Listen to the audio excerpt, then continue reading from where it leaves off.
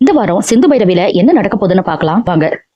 சிந்துவும் சொல்லானும் கடைக்கு போயிட்டு வந்துட்டு இருக்காங்க. அப்போ திடீர்னு பார்த்தா சிவாவோட போட்டோ நியூஸ் பேப்பர்ல இருக்கிறத பாக்குறாங்க. சொல்லா சிந்து கிட்ட, அக்கா அது டாக்டர் போட்டோ தானே அப்படின்னு சொல்லி கேக்குறாரு. ஆமாண்டா டாக்டர் போட்டோ மாதிரி தான் இருக்கு அப்படின்னு போய் நியூஸ் பேப்பர் எடுத்து பாக்குறாங்க.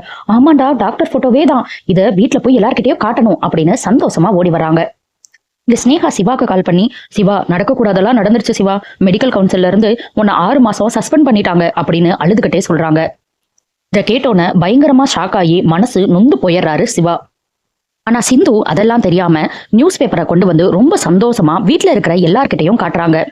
இங்க பாருங்கத்த, டாக்டர் எதையோ பெருசா சாதிச்சிருக்காரு போல, அவரோட போட்டோ பேப்பர்ல எல்லாம் வந்திருக்கு அப்படின்னு சிந்து சொல்றாங்க. உடனே அந்த பேப்பரை எல்லாரும் வாங்கி பாக்குறாங்க. ஆமா நம்ம சிவா போட்டோ தான் அப்படின்னு ஆறுமுகம், காயத்ரின்னு எல்லாரும் ஒவ்வொருத்தரா பார்த்து ரொம்பவே சந்தோஷப்படுறாங்க. யாருக்குமே வாடா எழுத படிக்க தெரியாது அப்படிங்கிற மாதிரி தான் இருந்தது. போய் இதை டாக்டர்கிட்ட காட்டுறேன் அப்படின்னு அந்த பேப்பரை எடுத்துட்டு ரொம்ப சந்தோஷமா ஓடி வராங்க சிந்து. 6 மாசம் சஸ்பெண்ட் பண்ணிட்டாங்களே அப்படின்னு ரொம்ப நொந்து போய் உட்காந்துருக்காரு சிவா. டாக்டரே ஏதோ பெருசா சாதிச்சிருக்க போல, உன்னோட போட்டோ பேப்பர்ல எல்லாம் வந்திருக்கு அப்படின்னு சந்தோஷமா வந்து சொல்றாங்க. பல்லார்னு ஒரு அறை கொடுக்குறாரு சிவா. இதுல என்ன எழுதியிருக்குன்னு தெரியுமா, என்னோட வேலை போயிருச்சு, 6 மாசத்துக்கு என்ன சஸ்பெண்ட் பண்ணிட்டாங்க, அதுதான் இங்க எழுதியிருக்கு அப்படின்னு சொல்றாரு.